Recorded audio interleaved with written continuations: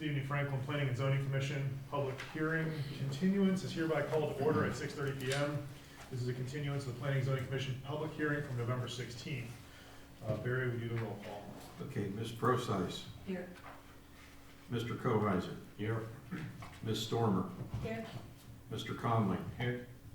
Mr. Perdine. Here. And Mr. Donatelli. Here. Okay.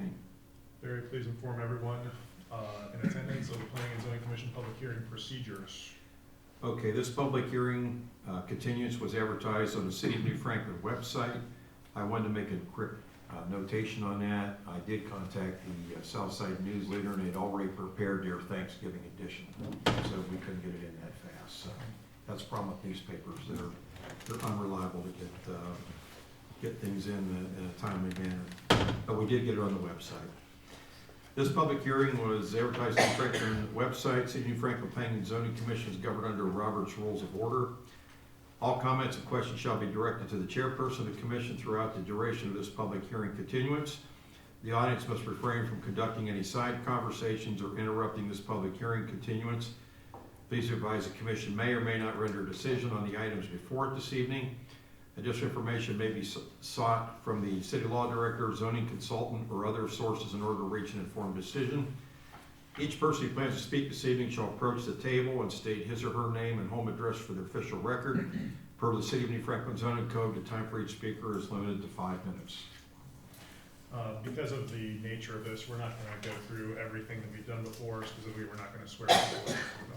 This is comments, not expert testimony. Mr. Graf, would you begin with your summary? What was sent to you in the package was really where we ended is the matrix in Article 6, which is 600.02, where we had questions, and then also it included the one section in the riparian that there was some repetitiveness, and that was simplified. So what I'll do is just go through these changes, and I think I caught everything that we talked about and tried to put them in this table.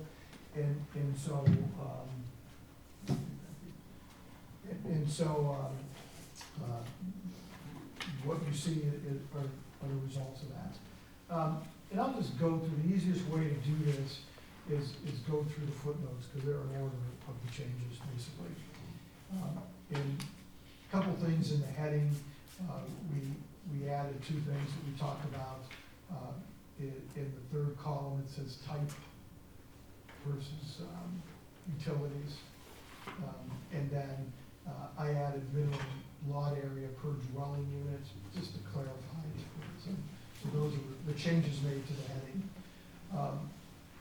Also, before we get to the footnotes, Terry did find a typo, and this has been a typo that I haven't changed. If it goes into the single family under R3 with sewer, it says there should be another 0, and I put it in yellow there now on the screen.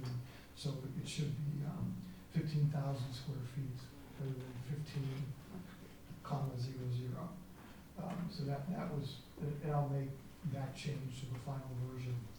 So the first change is probably footnote 1, and it is also footnote 7, because they're the same, because they deal with the attached single family. And we had a lot of discussion on that, and so I'd like to go through that and start with really with footnote 1. There was some question about the number of units that could go. The way it was stated before, you had between 0 and 5, and then after 5, you had to do a mix. And so I felt that because of the discussion that it simplified that you have to have at least 5 acres to do attached single family. And it has to be in new subdivisions, or 5 acres or greater, and it has to be in combination with single family lots. So basically what this says is that you can only do attached single family, which is sort of unusual when you have a zoning code to do that, but we want to limit it. So it has to be 5 acres, and it has to be a combination. And we were going with the percentage of units, and I was running all these spreadsheets and it worked out, but I thought, an easier way of doing this is just say density. So now what it says is overall subdivision density with attached single-family lots must not exceed 8 units per acre. If you recall that attached single-family are basically with no additional provisions, it's 12 units per acre. And detached single-family, or just single-family, it's 6 units per acre. So what this does, it then says, okay, if you're a developer and you want to put attached units, the maximum of all the units is 8 units per acre. So then it allows the developer to figure out a scheme of how they want to do that. If they want to put, some very large lots and put some medium-sized lots and small lots and attached single-family, the max is 8 units per acre. And so it allows you, as a developer, to figure out how to devise this. And then we went further by saying that the mixture and grouping of the single-family and attached single-family lots will be established during the subdivision application process by the Planning and Zoning Commission. So what it does is, even though you have that power to maybe make changes in the subdivision process, it tells you right now that the actual grouping, where they're located, and the mixture will be done by the Planning Commission, will be approved or disapproved by the Planning Commission in the concept plan, the preliminary plat, and the final plat. And so I thought it was much easier to just say density, and it specifically says the Planning Commission has the power to say what that is. But they can go up to 8 units per acre. So after all that discussion, I thought that was an easier way of doing it. It makes it easier on everybody. It makes it, I think the developer knows what the parameters are, and it gives more power to the Planning Commission, the Planning and Zoning Commission. And I'll go on and you guys can ask questions. Footnote 2 is just a clarification that came up, that if you have a front-loaded garage, it says 20, that single family, the width is 28 feet wide, but if you have an attached single family, or it's attached single family with a front-loaded garage, it has to be, the minimum is 32 feet. Because we just don't want the garage, you just look at a garage and a door. It allows you to have some formal frontage of it in the garage. And then what I had was 40, and someone mentioned, that makes it hard on those side lots, because if you have a 10-foot side lot distance, 10 foot, you have to make the side unit smaller. So we went to 42 from 40, so it's 32 and 42. So those are the changes in the attached single family in R3 and RL. The other questions that came up, let's go to 3. So one of the things we had to do was, with these changes, we had to define, and we talked about this before, but we had to define what is a lot, and this is mostly for the RL district. We had to define what a existing lot is. And so we define the existing lot as, the existing lot is defined as any lot, parcel, or portion of any lot or parcel developed or subdivided prior to the effective date of this code amendment.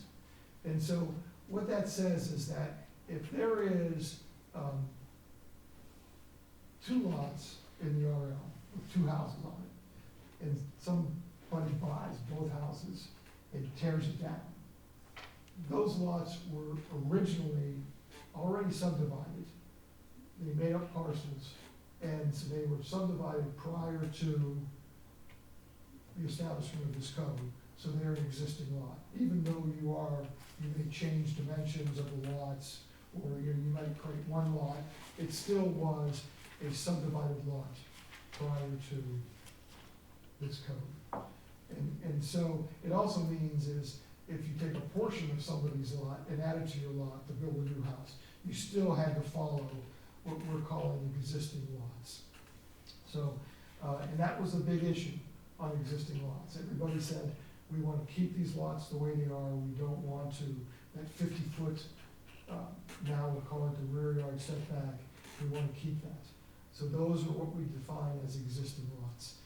The only change that we did make, two changes to that, and that discussion came about, is whether you needed a 15-foot side yard or you could go to a 10-foot side yard. And so I ended up putting a 10-foot in there, because that, it seemed to me that there was some agreement with that, you can go 10 feet on the side. And what that does is you're limiting, again, you're limiting any expansion to the rear. And you don't want them to go to the Board of Zoning Appeals every time they do it. So it gives you an extra 10 feet on the side, 5 and 5, to do an expansion versus going for a variance and for the rear. And then we had the Board of Zoning Appeals here, and that, 2 nights before that, there was a variance for an 11-foot side yard variance. And so in that case with 10 feet, they wouldn't need a variance. And so it allows some leeway for an expansion of a house without getting a variance. And that was one of the reasons we started looking at these. So the next thing was the maximum building height. We went to,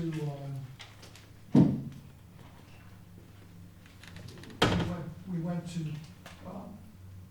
35, and I missed something, I'll go back to it. And so I couldn't, 40 foot, most of your attached single family, your 2-family, and some of your single families are 40-foot height in the code existing. That's that's like a 3.5-story house, or 3.5-story townhouse. And so we discussed that. I think 35 is a good number to go. And it's really at ground level. It doesn't walk out basement, it doesn't count out. It's at the level of the first floor. So we went from 40 to 35. We went from 10 feet to sidelines.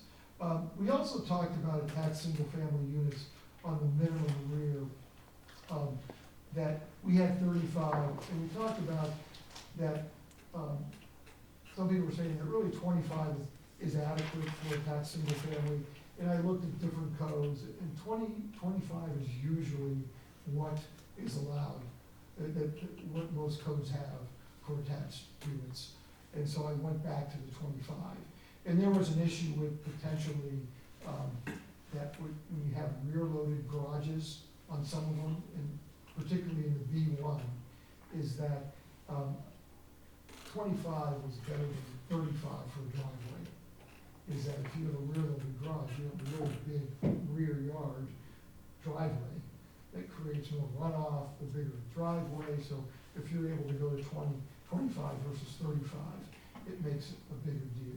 It makes more sense. So I did change the attached single family to 25. So let's go to 4, and this hasn't changed. If you recall that we talked about, because the way the code does now, it basically says if you had a deck in the rear, if you had a porch in the front, that counts as part of your setback, your structure, your dwelling setback. And most codes don't do that. If you have a deck, it's usually an attachment, and so we ended up saying that if you have basically a ground level deck, you can go out 10 feet into the rear yard. So if the rear yard setback is 50, you can put a deck 10 feet into that, which would be 40. And you can't have any railings that are greater than 40% opacity. A lot of times these low decks are not going to have any railings at all. But if you have railings, you can't put a solid fence on it. And so that hasn't changed. However, we did add it to new lots for single family. You can also do that on single family, not attached single family.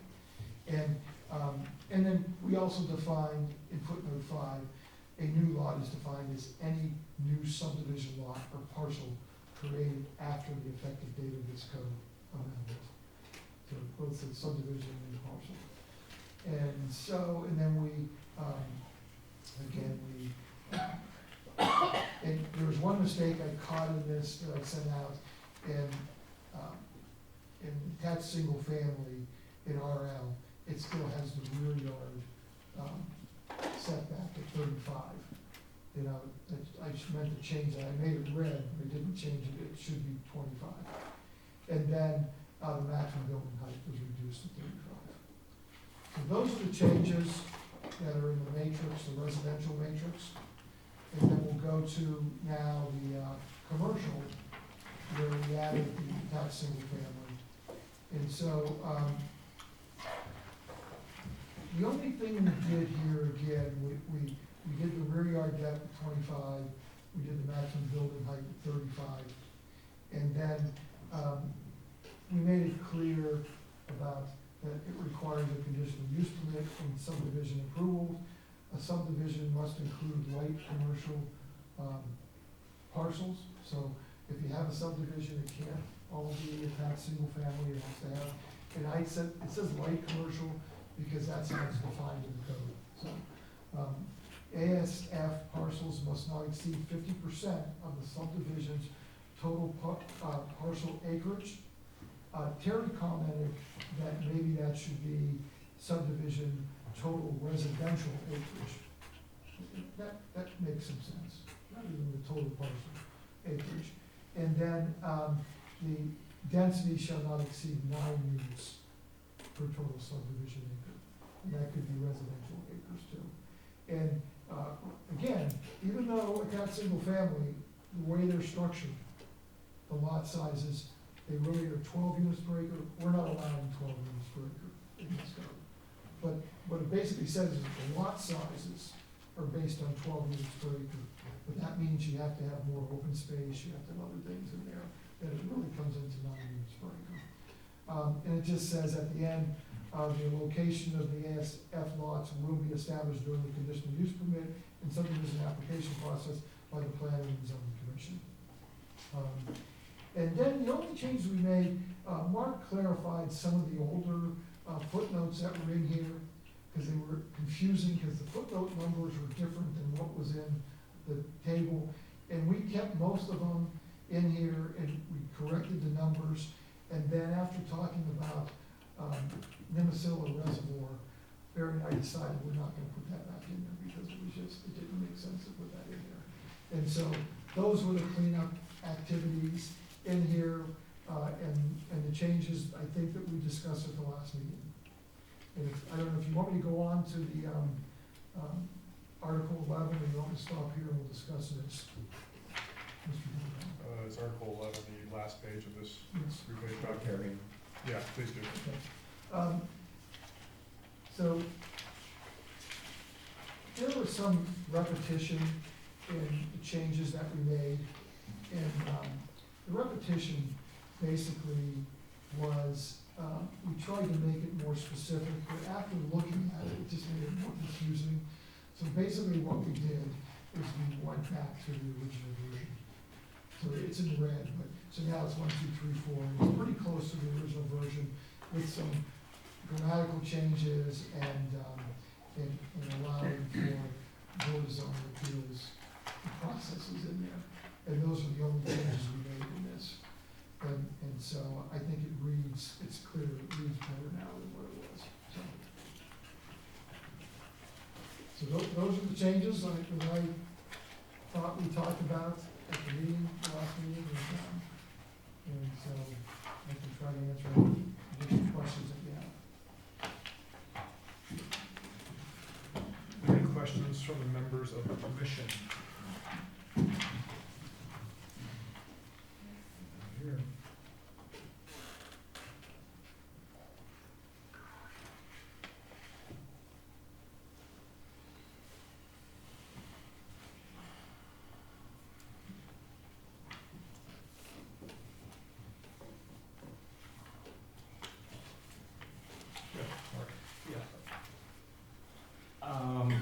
I'm a little concerned concerned about the B1 with the attached single-family units. I think that's something that we need to maybe hold off on for now. I don't think there's been a big push for this in the B1. I'd like to see that more incorporated when we talk about mixed-use development.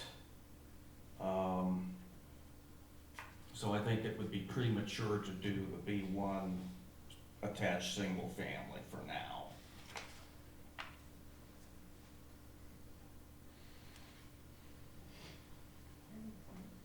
That really makes sense. I have to say, I agree. The infrastructure doesn't exist yet for that, so there's not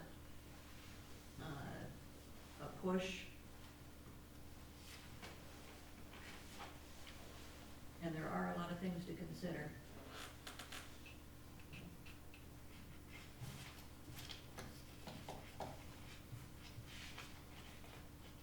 Any further comments? I agree. I think that it'd be better placed in mixed use.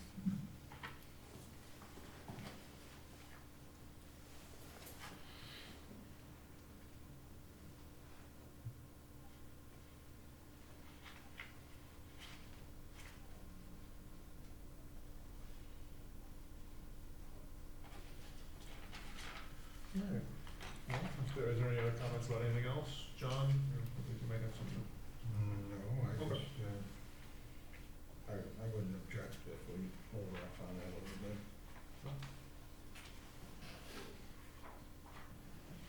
All right. If there are no further questions or comments from the commission, I'm going to allow individuals in the audience to speak. We don't need to revisit everything that was said the other night. The 2-hour meeting clearly sent messages to all of us, so if there's something new to add, please do so, but we don't need to rehash the same things again. So, does anybody have something to say? Mr. Lecknowitz, if you would stand, state your name and address. Nick Lecknowitz, 1611 Johns Road, Suffolk Road. Did have a question relative to the garage facing. I know your intent is to allow for a front door, but it's not clear in there that that's the actual, that you are asking for a door, and I'm wondering if you would want to do that. Especially for, and I say this because I think it's somewhat imperative for safety and for fire to understand where the front entry is to buildings like this, to say, okay, is it going to be on this side of the road, or is it going to be on this side of the road, or is it in an alley, and access for emergency. Did you say the rear loaded or front loaded? I guess either or, I mean, how, that obviously needs to be planned as a part of the development, but is your intent to try to make a recommendation early on? Yeah, I guess the original intent is that you didn't want to have, and the reason why we have the rear loaded garages and front loaded garages is that you didn't want any front loaded garages on major roads, and particularly the B1, is that you didn't want to have curb cuts, you just want to be able to have a rear access lane to those units. Now, in a normal subdivision, you can have some attached single family, and typically the developer has a choice of either building a rear lane to put the garages, and they can go to 28 feet, or in most cases, they don't want the expense of a rear lane. They want to just come off into, like, all the single family, detached single family, is that you have to have at least 32 foot wide or 42 foot wide. And in those cases, we don't really specify, that's the front of the house, we don't really specify, is there gonna be where's the front door is. Typically, I have to look at the definition, our definition, we don't have it in here, but it does say that, about everybody has their own door on these attached units, and so typically, and you know this probably, this as well, is that you're not gonna have just a garage if it's front loaded, you have to have a front door, you know, like any house. So you would have, and if you wanted to mention something that, you know, there has to be in both the rear and front loaded, a front door, I mean, it can be done. I think, one of the things that we're not, and I know I sound like a broken record all the time, but is that we're gonna get to design standards and things like that for residential structures and commercial structures. It's gonna be in what we call the design article. And so we definitely take care of it then, when we get to phase two. The reason we're doing these now is because there's issues with variances, and there's also the potential of a development. And we wanted to be ready to have regulations in place and not react to the developer. And so, but if the commission wanted to put front doors, where there has to be a man door, then I think that's gonna happen anyway, but it doesn't, if you wanna put it in there, we can have it. That was somewhat, I know it was inferred, but it wasn't clear in the code Is to there me. anything in the IBC that says you have to have a front door? In this particular case, because I'm imagining the front of a house with just, or whatever side of a house with just a garage but no man door, is there anything that states there has to be I one? mean, there has to be a door, yes, for exiting purposes, but, it just wasn't clear in there that was the intent for the wire requirements. And the planning commission has, I mean, I've never, when a subdivision comes to the planning commission, and if you see something without any front doors, I mean, that's a red flag, you have to approve that. I don't think they'd sell a house without it'd be difficult to sell a house without a front door, if you go through the garage. The only one thing it would do is, it would limit somebody to building a 32-foot wide garage, I guess. I mean, so if you have 32 feet, then it wouldn't all be garage. So, I mean, I don't, if you wanna put something in there that's, there has to be a formal entry, always in the front of the attached single, we can add that percentage to it, it's not a big deal. Yeah, I have a person ahead of you. So a couple of questions. Could you state, rate, Oh, stand, rate, say your name? Kevin Powell, 1567 Slugger. Thank you. A couple of things I just wanted to ask about, maybe I missed it, and I don't recall it coming up last week, or a few weeks ago. But in the R3, you know, you made the change to no more than 8 units per acre. But if you look at the B1, and it sounds like you guys may hold off on that, you still have 9 units per acre in there. So I wondered what the discrepancy was there. Also, you know, if the B1 area is like our prime area, we want to develop it for business, with the driver being income tax revenue, why do we have a 50% build of attached single family housing in an area we're trying to get tax revenue from? Doesn't that counterproduce what you want to try to generate in income tax revenue from businesses? And also, if we're trying to not change the character, you know, according to what the comprehensive plan with the type of housing and stuff, do we want to put 50% in a business area? And what's that driver for that 50% number? First of all, the reason why we have both commercial and now allowing residential is because there was a desire to maybe take some of the commercial areas to mixed use. And now most developments, commercial's changed dramatically in the last 10, 15 years. Is that, you know, you're not having as many big boxes. You still have some pretty big grocery stores, but they're starting to get a little bit smaller now when you get food delivered. And so if you have too much commercial space, what happens is the front gets developed and the back might never get developed. Now, that could be good or bad, but so what happens is when you get a developer that wants to build a small plaza or some commercial space or some office space and some commercial space, it allows them to use some of that excess land for some residential. And then that residential is on a main arterial. It fills the void for trying to increase density someplace else. And that's why it was 9. It could be 8. is that because it only allows, in this case, in a mixed development, or mixed-use development, it only allows attached single-family and commercial. And so it could be 8. I just thought that, the 50/50, we had that 50% in there before on the other one, the parcels, that it forces you, if you want to, it doesn't mean you have to put attached single family in it. If you're using attached single family, it couldn't be greater than 50%. You know, if somebody still wants to build, an Acme store, then it's gonna be 60,000 square feet or 50,000, they don't have to put mixed use.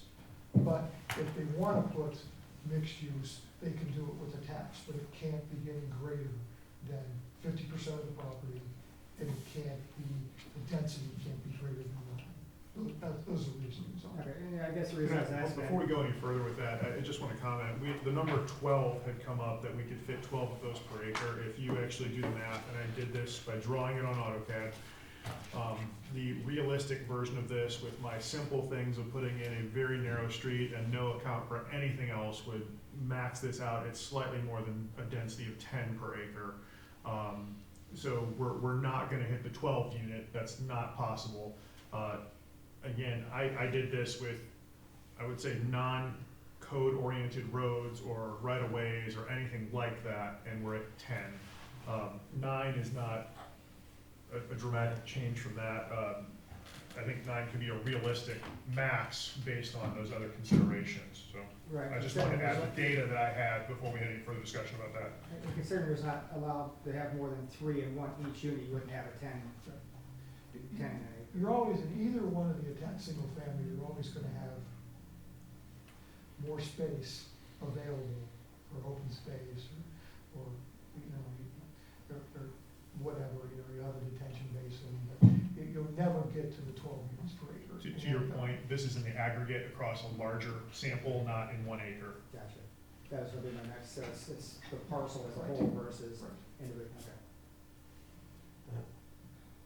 Yeah, go ahead. That brings up a question. Don't you think we need to place in the code that acreage or square footage amount does not include any private street area? Because if we define them as if we define them as a lot, the lot is gonna physically go to the middle of whatever private road you have. And so you're reducing even further the apparent size of the, what the lot's coverage is. Developable space. And when we get to the subdivision, I always go to the second phase, when we get to the subdivision, my recommendation would be, if somebody does a private street or a private lane, is that it lives by the same requirements as a public street or lane, and so it doesn't go to the middle. So there would be a designated, and you don't need a big street on these lanes, they could be 20 feet wide, and then as long as you can get the utilities in it, as you might have a 30 or 40 feet maximum, and then the lot would start after that. But that would be something, as you look at the subdivision process and the conceptual plan and everything, that you would say that, but again, we need to put that in the subdivision regulations. Mhm. Now, the county has some of it in there already, but, they say that you can do private streets, but it should be built to public standards, I believe. I think they do say that. And that's pretty standard now, because there's been a lot of, over the years, I know we had in Cuyahoga Falls, there were all these condos that were built in the 80s, and they didn't build them to any standards. And 20 years later, all the people living in the condos wanted the city to take over the streets. And we said, we can't, because they don't meet any of our standards, we can't take care of them. And so everybody started getting smart in the 90s and the 2000s, is let's make them be built as close to public standards, because who knows, 30, 40 years, we might have to take over these streets. So that's why it's done. But we could put something in there about that, I agree. Because you want a lot that doesn't include a street, a half a Right. street, or a private drive. Mr. Powell, just to revisit what you originally said, you were asking about the number, the density limit, and the 50%, and you were questioning the number 9 versus, He's just, and I was just looking if we're gonna keep it uniform. In the R three district, we allow 8 according to the footnote. In the B one, you're gonna allow 9. I just wonder if there's a reason for the discrepancy. I just had it because it was in a mixed use, that the density could be a little higher. It's not a big deal, if you go back to 8 now, so. gentleman in the back? You- Questions answered, I appreciate it. Okay. I did find one, error here. We have, in the B1, it says maximum building height feet, no, that, not applicable. That got switched with what's in the current code, as being the square footage. Where is that at, Mark? I'm sorry. Under the B1, under maximum building height in feet, Oh, yeah. it says not applicable, and I thought, oh, wait a sec, that's not. That was in the table, was there a footnote with that, or? What happened is that currently the maximum height's 35, now the minimum floor area didn't apply. Oh, Yeah, we lost the column. 35. We lost the column. All right, okay, yeah, because we simplified it, okay. I'll change that. Yeah, And, it's 35, yeah. so that comes up with a good question, is that 35, if you go with a commercial building, you might have to go greater than 35 feet, even grocery stores. And today, you want some detail to these buildings. They're not like a strip center where they're all like 25 and they put, so you might want to go to 40 or even 45. Put some gingerbread on it. Yeah, I know that's because, we did that with some of our mixed use things, even with the market district one, we had them go higher. Because you didn't just want a flat ceiling, you wanted some things that were, so we might wanna look at that and go to 45 or something for the commercial buildings, because it really makes a better, it's better than just having a single family. Even in Hudson and First and Main, you're able to go a little higher. It makes a big difference on what you see versus a strip center. Mr. Leknowitz? I just had a comment about the height. I think the one thing that's in particular about this is our definition of height is, I don't think standard. It's to the highest point of the roof. So if you limit your height, you're really in danger of design standards. If people want to have 12 pitches for certain things, you can't build that tall. So I think if you want to change the heights here, I think you ought to relook at the definition of building height. Is this revisiting the triangle and the formula of, It's the way our definition is written, it's odd. It says that, the height of the building for a flat roof is to the coping. So on a commercial building, it would be, obviously the parapet height. But in residential, it's different for a mansard style roof versus, a hip or an eave and a gable. And I think when you say 35, that's like a 3-story building. Really, it's not, because when you include the roof on a big house, you're really limiting yourself. So I think that should actually be, what you're referring to as the height should probably be to truss bearing. Okay, we can, I have to look at that definition, but I know that most codes do that. Yeah, We can that's- just that's- change that. Yeah, Common that's why, definition. that's why our heights seem so extreme. So we can go in the definition section and change that easily, so.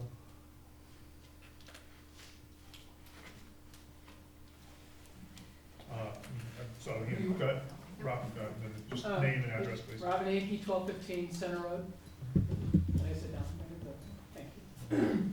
I just had a couple questions, and some of it related from the last meeting when we had our time cut short. There's been a mention at the last meeting in this of phases, phase 1 and phase 2. Where's that coming from? we did the diagnostic report, and in the diagnostic report, the first phase was to fix some problems in the code, basically. And phase two was now starting the structure of what we're calling a unified land use code that would then go into detail into, things like design, parking lots, Kind of went down. zoning, yeah. And then, so the structure of the code is gonna change. So right now, we're sort of painting and doing some maintenance of the code. Okay. And then when we go into phase two, it's going to be rebuilt, basically. And that's why sometimes we're doing things that we're not doing everything, but we're trying to take care of those issues that were identified in the diagnostic report. And those are issues that staff identified, council identified, I looked at and said, maybe we should change these, and that's what, and then there was actually a third phase, is doing some overlay districts, and one of those overlay districts was a overlay district for the Portage Lakes, and then doing a historic overlay district for Manchester, the old village of Manchester, and be able to do that, if the city wanted to do it. But really, there's two phases to make this code relevant again. So like phase one is like trying, I thought that at one point, and it may have been in a council meeting, that phase one was to help alleviate some of the numerous requests for the BZA to Yes. do so it's cleaning up code as well as any applicable legal things that have occurred since the last time we had our code updates. And Am I at a understanding? minimum, a lot of the Okay. legal things will be done, like we'll redo the definitions in phase two, and Okay. some of the other things. So from what I'm gathering from this meeting, we're in phase one, Right. which is cleanup, but yet we're adding a new, attached single family. And it seems like there's a lot of questions pertain to that. Is it better to wait on that definition until you get through a little bit more of the details of what it is? Because there's more concerns that have been raised tonight about, okay, what's the actual number? And roads and anything else that does that need to be Yeah, that, looked at, discussed in detail before we add it to well, phase one? one of the issues that came up early on is that there is a potential for developments. That's gonna be to the planning commission, and so we had to look at, in addition to the RL, we had to figure out, to make some immediate changes, to have them ready if a development comes in. That's the reason, and we talked about that in the diagnostic report, is a potential development. Is you don't wanna be caught in do nothing, and then the developer comes in 2 months later, or a month later, and I'm just throwing those months out, and say, we want you to make a code change now, because this is what we wanna do. And so for everything we've heard, is that there is a potential for attached units. Not all of it, but we understand that they may wanna do some attached units, and that's why we're putting attached units in. We didn't mention specifically in the diagnostic, but we said we try to get ready for development that we're calling the shots, and not the developers calling the shots. So that's why it's in there. And I've been there before where a developer comes, So is that in reference to the Water 9 development that you're? yes, that we understand that it's getting closer, and that's why we started this now, to also include that. Okay, so let's just use the Water 9 Okay. example, because I believe that's a R3 or RL. It's R3 and RL. Okay, so if things move forward tonight, we would have the attached single family. Right. Okay. In the code today, what could they put on the Water 9? They could put single family, 4 units, 3 units, and 2 units. Okay, so I'm not sure of the total acreage of the Water 9. Is that 30 acres there? Or anyone know, It's any idea? both an R3 and R, so right now in the R3, they can do apartments, 4 units, 3 units, and 2 units, and in the RL, they can do single family. But if you recall, is that if there is, right now, is that a half-acre lot for a developer, is, there's not a lot of half acre lots being built there, especially, Put a lot on and, that. and with the density there already. And the reason why we went with 7,000 square feet is for the new lots and also the existing lots, because the average was about 7,000 square feet of what's there now. So when you have a half acre is the smallest lot you can have in an RL, it's not, it makes all the lots non-conforming, most of the lots non-conforming. So we had to, as our thought of trying to get rid of as many non-conformities, that was the first thing we did, is made the lot smaller. So again, we're trying to look forward and trying to meet some of the potential things that may happen, and that's why it was there. And so that's why the attached single family was put there. Okay, so today's world, you could have how many buildings that, like, I mean, I'm trying to get a vision of what this attached single family will do to the water line. Are we gonna have more structures, physical buildings with this new code that's being proposed? Or would we have more structures, buildings, using it, are we doing something to prevent the water line from becoming what's on 619? No, what we're doing is really, we're making the water line to be more like what's in the RL today. With 3-story, Right now, it's 40 feet. right, So, okay. but I mean, what was so the right number now, for the right now you have a density of probably 8 or 9 units per acre in the RL. In today's. In today, what's on the ground, don't look at the code, because the code doesn't really depict, it's a suburban code for a higher density area. Okay. So what we're trying to do is RL is a special place, and these lots are smaller, and they're nice houses, they're on the lake, is we want to continue that development pattern for the developer. The only difference is, because developers are building attached units, we're saying you can do attached units, because we understand there may be some attached units there. That you can do attached units, but you only can put 3 together. In one building. One building. So that's the difference. So it's just that, the biggest problem you have with zoning codes, when the code doesn't depict what's on the ground. And that's the problem. And we know if this water line comes in, there's gonna be utilities. So you have to be able to say, okay, there's gonna be utilities, they're gonna run utilities there, and let's do what's in RL, but do it better now, it has utilities, it doesn't have septic, it doesn't have wells, and so you're doing the same thing, you're making lots. That doesn't mean all the lots are gonna be 7,000 square feet. It just says the minimum of a detached has to be 7,000. And typically what developers do now is they mix. They know on the lake, you probably want bigger houses, and they have to have bigger lots. I don't know that for a fact, but that's, and then then you have some people that really don't want a big lot, and they'll wanna have a smaller lot, but they still wanna be close to the lake, and they'll have a smaller lot. And then some people, retirees, say, well, we really don't need a full lot, we wanna have it attached. And the whole thing with developers is they have to sell these units. And and so if you're gonna build something, you have to build something that people want. And so so what we're hearing is that, again, that's why we're tackling the attached single family now. Okay. But it's up to the planning commission to make that decision. So that, if I'm understanding what you're saying correctly, is we're trying to get ahead of the game, and what developers are doing in today's environment Right. is building a lot of the more attached single family. No, not But really. more grouping, it's not putting single family homes up on small half or acre lots.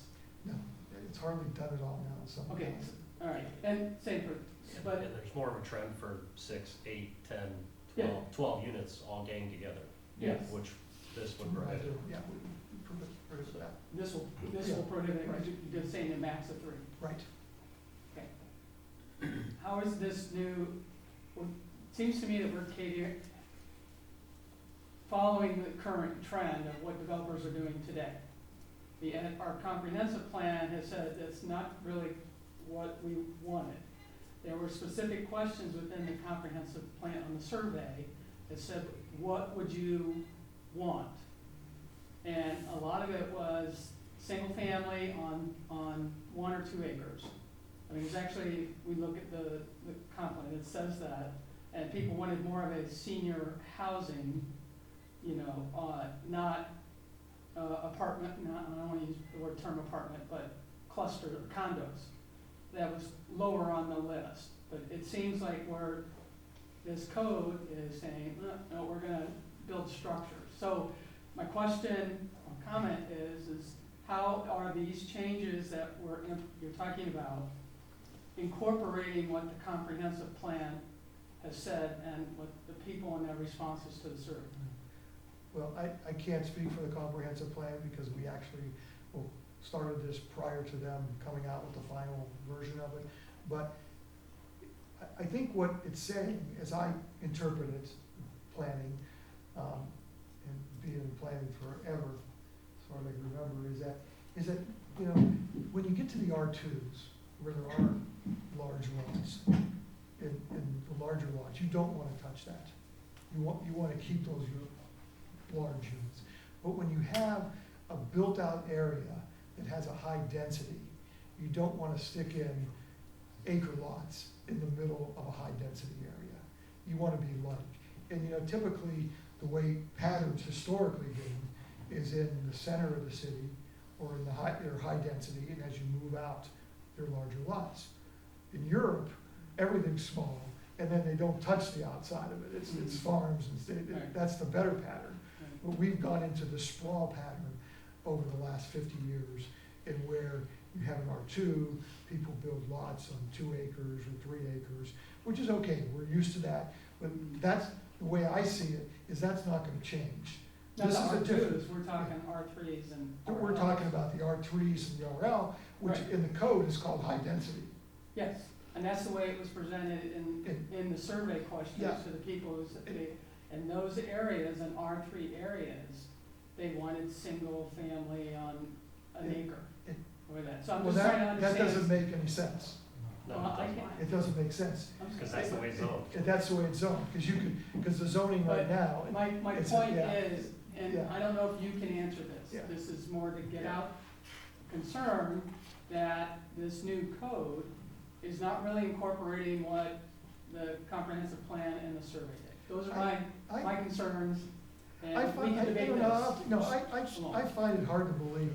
Hey, so we have exceeded 5 minutes on this Right. particular. And I didn't intend for it to And I go. don't think we're gonna get to, we're gonna Right. keep going back and forth here, so.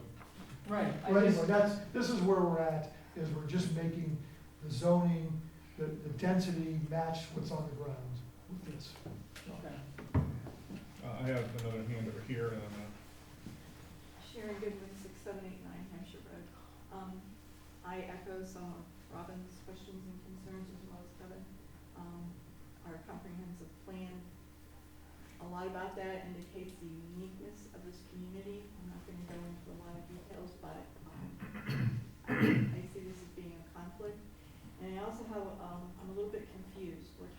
I thought we were talking about 3 units per acre, and now I'm hearing 8 and 9, so it's. there's never been a statement of 3 units per acre. Okay, so Three it's attached units 3 units attached. per, okay, but yet you can have 2 or 3 of those units on an acre, is that? In the aggregate, you can have up to 9 per acre, so if you have a larger development, if there are 100 acres across that, you can average 9 per acre on it, is what he's saying, in the B1.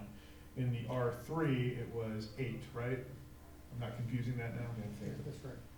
So again, you're not saying every acre is gonna have 9 on it. It's aggregate wise, and there's also some other stipulations on this that kind of go with it, if I'm correct, because it's saying, yeah, there's a multitude, so there's I guess there's a lot of confusion here, because we're saying a lot of similar things, and it's easy to overlap some of them. I would just like to, again, say that the survey indicated, a lot of people comment, the uniqueness of our community. Let's not keep comparing to some other communities, let's maintain that uniqueness. Well, if I might chime in on that, I was on that steering committee for quite a while, and the most vocal people were the people who were not in my part of the town. And so I would say my voice got completely drowned out in that. So I wouldn't say that the comprehensive plan was entirely representative of our community. At one point in time, I had to clarify what zoning's role was during those meetings. I had to explain to people who were making the survey that they should be matching the lot sizes with the zoning that they had.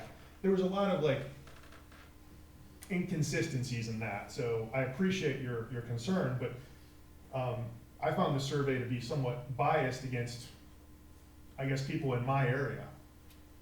So, I understand you have your opinion, I have mine too, and I'm not saying you're wrong, I'm just simply saying that to look at that survey and say it's the gospel of what has to be done is, Can I say that's a something? frustrating thing for me. Yeah. This city, the acreage of it is so huge. I mean, we're the largest thing left in Summit County down here in terms of rural and everything. If you live up in the northern part, the density is heavy. And if you live down to the south, southwest, and so forth, you're liable to be living on more acreage and it's gonna be more rural. So I think we have to consider where we're trying to do things. In this particular case, we've zeroed in on the water line, right? We should, This is high density in this area up here, and it requires something different than living down in the southwestern portion of the city, where you drive past multi-acre homes and farms and so forth. So for, I think, us to try and do our job, we have to, and you know, we try and look at the comprehensive plan too, but we have to look at the areas within this huge area and see what fits and what is the responsible thing to do and how to work with it. So I understand some of the questions from people who don't maybe live in that particular area. And I think we have to be, you know, conscious of that, but we also have to be flexible when we talk about the comprehensive plan as to what we're working with and what we're trying to, you know, set a code that matches up and is able to handle all of our needs and wants.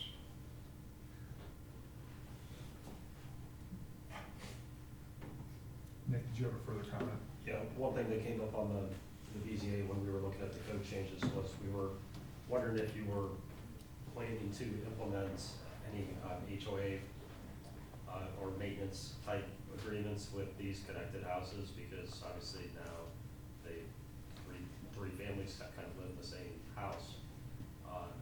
You could have some difficulties with that, and I know many years back, we talked about the property maintenance code, that got squashed, correct, Barry? So, if you could either adopt that or require that, as a part of the subdivision, at least a formalized HOA is developed. Yeah, we did talk about that. I think the best place to do that, look, you have the power to say we want an HOA, but we could put that into the subdivision when we get to that section. I would assume they're gonna put an HOA, if you follow anything that they've built lately, Barberton can't supersede their, the HOA that you were out, that they built out by the winery out there. They tell them what you can park, how deep your sidewalk can be, what you can park in your drive, the streets all have to be sanctioned. So I think that's gonna follow itself. In most developments now, larger developments have an HOA because people want to have some security. You know, and some of them go as far as, you know, fences and things like that, but you will look at that when it comes to Goodbye. Would you stand and say your name and address? Daniel Himes, 726 West Minnesota. So speaking, the gentleman was speaking on census security. Is there a plan to support the infrastructure to growth within the city? Disclosure on firemen in a neighboring city, and I'm an officer at a fire department in a neighboring city. Currently, the fire department has 3 full-time individuals at Station 1 and 3 full-time individuals at Station 2. There's recently been a fire in New Franklin on Hyman that a neighboring department came in and put the fire out before a New Franklin truck. Is there gonna be a plan in place to grow the fire department, the growth? Since we're speculating on the multifamily dwellings, that's a whole different animal. I can speak to that because I deal with that on a daily basis. And just my concern as a taxpaying citizen, and I will say I grew up here, I've lived here my whole life. And me and my wife just moved back into the city. And it's just, if we're gonna support growing physically, we have to grow the needs of our city. Because when neighboring departments are beating us, New Franklin, into their fire, I see that as an issue.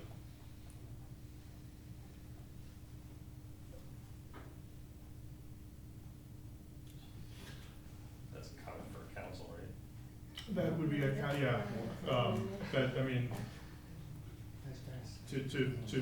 to point back to what Mr. Guerra said a little bit ago, we are trying to get ahead of this and not be reactionary with a development we know is, to say imminent, maybe a bit strong, but we know it's coming. And so to avoid that, we want to have something in place. The infrastructure that you're describing is multiple stages down the road. We don't have sewer and we don't have water Absolutely. in all those places first, so the development isn't there yet. So again, I think that's gonna be a council-related question, beyond the scope of what we can do. We can plan what the places can be, and we can be diligent in prepping for it, but that's, you know. Well, the other reason why I bring that up, because I know we're talking apples and oranges here, but I just want to bring it to mention. Because like I take a different viewpoint and standpoint, just what I do on a daily basis. And I look at different things as the city's growing, like the high school. The city has needed the high school for a long time. Previous one was built in the 50s. But I look at that as a fireman, and I see a 3-story commercial structure, and I know for a fact New Franklin does not have the needs if there be a structure fire on the 3rd floor. They could put it out, they have the resources, but they don't have the proper means to do that. They're relying on a neighboring city, and I'm 100% positive on that aspect. And to me, as a taxpayer, I see that as a huge concern because we're growing past needs we haven't even met yet. And that's valid, I'll give you that, but Akron's going through the exact same issue right now. Well, yeah, and that's apples and oranges. Yeah, The city of Akron runs right. 55,000 I know, miles a year, but- New Franklin's at 2,000. Right, but they also share neighboring cities Yeah, that absolutely. respond. And they have to, and and it's been in the newspaper, and the city is broke, and they've had to rely on, the ambulance service that they got rid of, and now they're finding out it's an overload. I have family in the fire department, I appreciate the overload and the overtime, but it's a different opinion as far as, what everybody, I agree with you, but we can't do anything about it, and those are valid concerns, but I don't have an answer for them, and I think they should be addressed. Yeah, and like I said, I'm by a standpoint, I see an issue with somebody else's taxes paying for my resources and vice versa. Yep. When I have an emergency in my home, I expect a New Franklin Fire Department truck to be in my ambulance in less than 3.5 minutes. Can I ask And you a when I'm- question? You said the high school is 3 stories? Yes, or 2.5, I'm sorry, or 2. It's 2. 2, okay, that's my fault. Yeah, okay.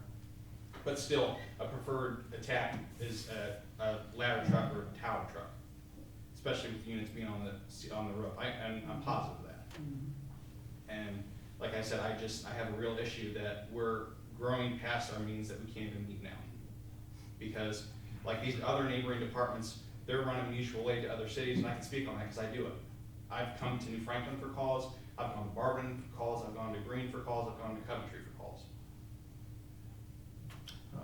I just wanted to say something. I live in Springfield Township, and you mentioned about mutual aid. I live in a development that's kind of similar to like Ventura or Sure. Lehman or that area. And several years ago, we had a pretty bad house fire. In fact, it was a fatality on the street. Springfield didn't get there. It was Coventry and Greene got there first to that fire. And what I foresee happening in the future, you're probably going to see all these fire departments have to be merged under one fire district. I think even a city like Greene is not going to be able to maintain a fire department years down the line. You're going to see you have all this mutual aid going on between all these communities now. I mean, it makes sense just to have one fire district, really. Well, I have to strongly disagree with you on that, because I am a part of one of those unions. Yeah. And I can tell you, the city of Green, the past 5 years, they've had their best fiscal years ever. The city of Green is looking at a fourth station, the only thing holding them up is land. So I don't see the unions dissolving, that's the fight they will not lose. Well, another reason So why, I'm gonna kind of rein this in. We're now getting into debate about whether fire departments are gonna merge, and that's not the concept of a zoning meeting, so we're gonna shut that down. So I apologize for the rudeness. That's a conversation I believe you need to take to council. And it's, again, our job is to plan for land use, and we're gonna kind of keep it there. At this point, is there any other commentary or questions? All right. That leads me to the final portion of this, where we discuss whether we are going to approve, not approve, or recommend, not recommend these revisions be forwarded to the city council. Obviously, there are a number of other options we can employ here too. I'm just gonna open this up to the commission here for the moment and see the thoughts of this and if a motion is made. What if we make a motion to approve with, taking out the attached single family In the B1. in the B1?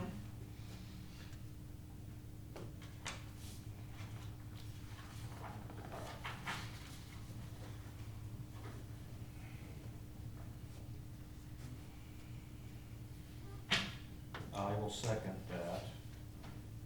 so we have a motion from Mary? Ms. Stormer and second by Mr. Koheiser. Correct. Okay. Okay. Do we want to do a roll call, or do you have anything else you want to say in that before we do a roll call? I believe I the only, had some stipulations. You have stipulations you need to add to that motion?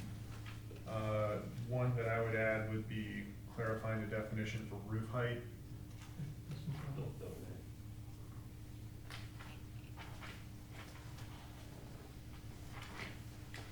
Going back through my notes. Any other, want to make sure I got everything covered in the motion.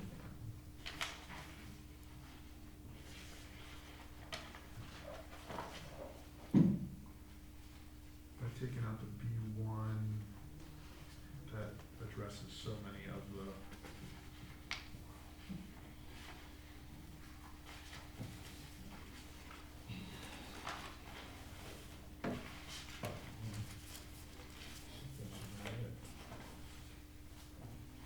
Does anybody have any other stipulations on this, conditions?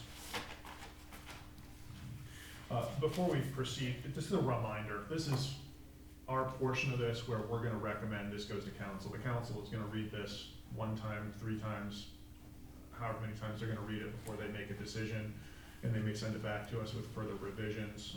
Again, there are a multitude of different points of view here that lead us to where we are.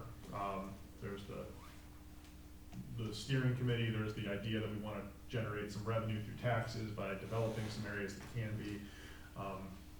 Our opinion is not the final and only opinion here, it's just one that kind of allows this to progress. So with that said, Okay, I'm gonna do a roll call. Now, this is based on you making a recommendation to city council with the stipulations that you've mentioned. And then they will have their own public hearing and do whatever they need to do at their end. So I'm gonna go into a roll call. That's okay, Mr. Chairman? yes. Okay, Ms. Procyse doesn't vote on this one because we have a full board, so the alternate doesn't vote this time. Okay, Mr. Koheiser, Yes. Ms. Stormer, Yes. Mr. Conley, Yes. Mr. Pradine, Yes, and Mr. Donatelli. Yes. Okay, that motion passes 5-0 to recommend this go to city council with stipulations. All right, this portion of the public hearing is ended. I think we're gonna do a little housekeeping. If you are inclined, you would welcome to leave and we'll handle that. So our next meeting is going to be on December 21st, December 21st is gonna be site plan. a site plan review, yeah. So that's one of our, 6:30, yeah. 6:30, And that should be in the folder that, or I'm sorry, the envelope you received. I'm gonna read, something here. Ms. Prostice, you recently made a post on the New Franklin Voice Group on Facebook as of Wednesday, November 29th, 2023 at 6:30 p.m. It's active in the feed. The commission follows established protocols for public notices. Public notices must be posted by the communications manager, Katie Smith, while reposting the notice or linking to the notice on a separate group or page is currently acceptable. Adding commentary to the notice is not. I personally and multiple other members of the New Franklin Planning and Zoning Commission deem this as inappropriate for a commission member to do and perceive it as a lack of trust in the system we have in place. To all Planning and Zoning Commission members, Mr. Guerra is now working on a set of protocols and bylaws for commission members to abide by. Public notices will be prominently featured. Although these bylaws will include other relevant directions for commission members, you must refrain from circumventing the existing protocols we have in place. If you feel obligated to add commentary to public forums or public notices, you might consider resigning your appointment and provide your insight as an audience member at meetings. With such a rule, you are not held to the same standard regarding public postings on Facebook or other media sources. All right, it was not my intention to circumvent anything. I did not. Okay. So we can have that conversation separately. I need to make this public, but we will follow the protocols that our guide says. That's what has to be done. So I make a motion to adjourn this meeting. Okay, we have a second? Second. Okay. All those in favor signify by saying aye. Aye. Those opposed? Meeting adjourned. Okay.